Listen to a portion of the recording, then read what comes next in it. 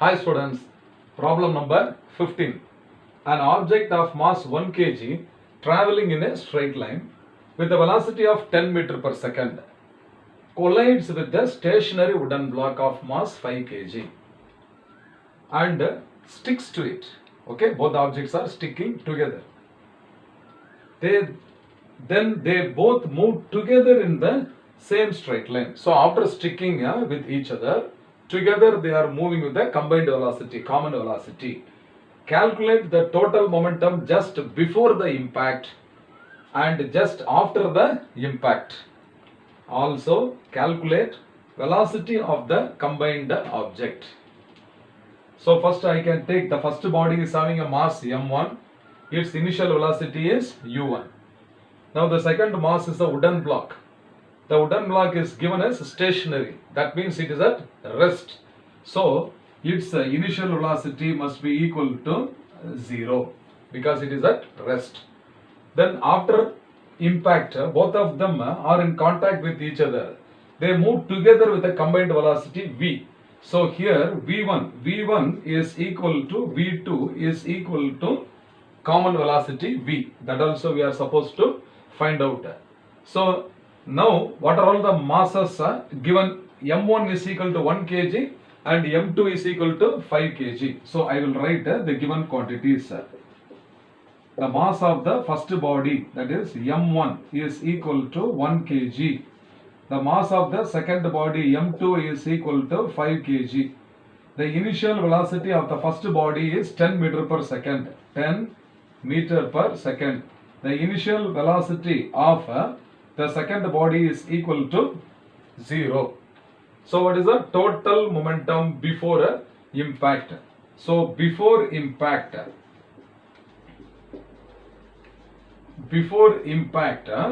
so momentum is denoted by the symbol P and I stands for initial momentum. So this is equal to m1 into u1 plus m2 into u2. So this is equal to 1 into 10 plus 5 into 0. 5 into 0. So that this is now equal to 10 only. So 10 kilogram into meters per second. So before impact, the momentum, the total momentum of the system, that is P initial momentum is equal to 10 kilogram meter per second. Now by the law of conservation of momentum, the total momentum before impact must be equal to the total momentum after impact.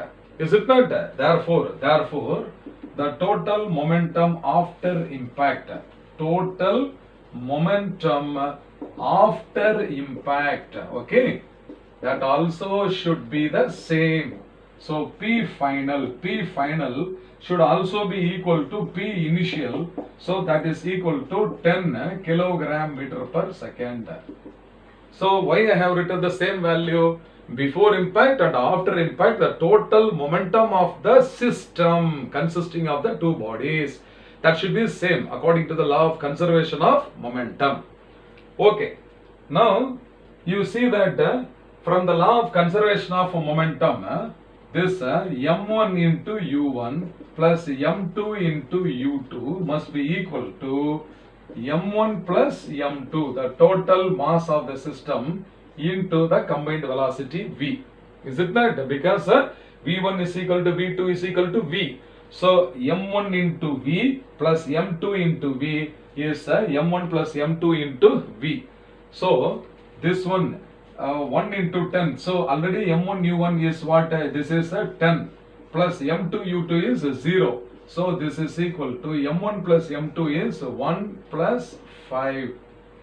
1 kg plus 5 kg into v. So this is 6v. So 10 is equal to 6 times v. Therefore the final velocity, combined velocity is equal to 10 by 6. So 10 by 6 also is equal to what? 5 by 3 meter per second. So this is the combined velocity of the system. So both these objects, both these bodies will travel in the same straight line with a velocity of 5 by 3 meter per second. Have you understood? Okay, good. Hi. Question number 16. An object of mass 100 kg is accelerated uniformly from a velocity of 5 meter per second to a velocity of 8 meter per second in 6 seconds. So initial velocity and final velocity are given. The time is 6 seconds. Calculate the initial and final momentum of the object. Also find the magnitude of the force exerted on the object. So what are all the given quantities? As usual, we will make a note. So the initial velocity, okay, the initial velocity is taken as u is equal to 5 meter per second. Final velocity v is equal to 8 meters per second. And the time taken is equal to 6 seconds. Mass of the object m is equal to 100 kilogram. Calculate the initial and final momentum. So initial momentum, this is equal to Pi, and the final momentum is Pf. Also the magnitude of the force, okay, force is the rate of change of momentum. So first here what are all the quantities given from which what is to be found? First is the initial momentum. So the initial momentum is P initial. So this is equal to mass into initial velocity. So this is equal to 100 into 5. So this is equal to 500 into unit is kilogram meter per second. Then final momentum. Final momentum is P final. So this is equal to mass into final velocity V. So this is equal to 100 into the final velocity is 8 meter per second. So this is equal to 800 kilogram meter per second. Now, what is the change in momentum? Final momentum minus initial momentum. So, change in momentum. The change in momentum is equal to final momentum P final minus initial momentum P initial. So this is equal to 800 minus 500. So that is equal to what? 300 kilogram meter per second. This is the change in momentum. Now what is asked here is the magnitude of the force. So force F is equal to rate of change of momentum, that is change in momentum divided by what? Divided by time taken. So change in momentum divided by time taken. So what is the change in momentum? We have got 300, is it not? So this is equal to 300 divided by the time taken is what? 6 seconds. So this is 6. So 6 5s are 30. So this is 50. So 50 Newton is the answer. Therefore, the magnitude of the force exerted on the object is equal to 50 Newton. Have you all understood? Okay, fine. Hi students, problem number 18. How much momentum will a dumbbell of mass 10 kg transfer to the floor if it falls from a height of 80 centimeter? Take its downward acceleration to be 10 meter per second square. So now this is the shape of a dumbbell. So for arm, building up of the arm, no, we use in the gym. So this is the dumbbell which is initially at rest, okay, which is initially at rest. Therefore its initial velocity is taken to be 0.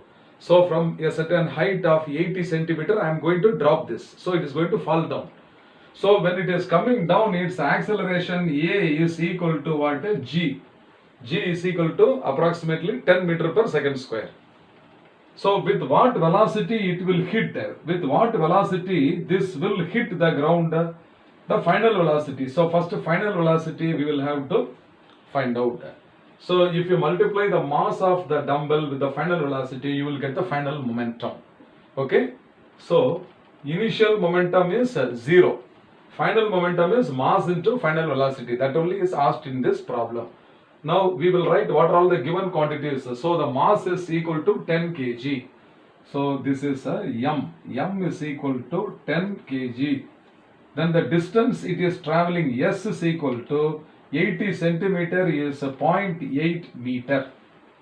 Because it is falling from a height of 80 centimeters. So the distance traveled is equal to the height, that is equal to 80 centimeter. I have converted that 80 centimeter in meter. So it is 0.8 meter.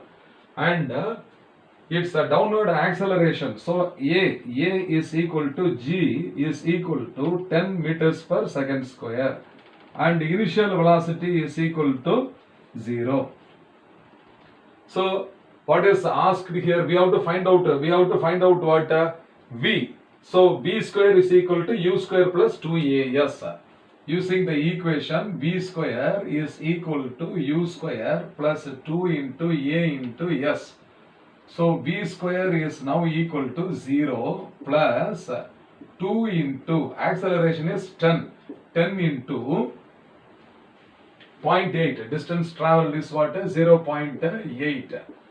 So this is equal to 2 into 10 into 8 is 2 into 8. So this is equal to 16. So V square is equal to 16. Therefore V is equal to what? Square root of 16. Therefore V is equal to 4 meter per second. So this is the final velocity of the dumbbell. So the dumbbell hits the ground with this velocity. So the final momentum, okay, the final momentum must be equal to what? Final momentum with which the dumbbell hits the ground is equal to mass into final velocity. So what is the mass of the dumbbell is 10 kg. So this is a 10 multiplied by 4. So this is equal to 40.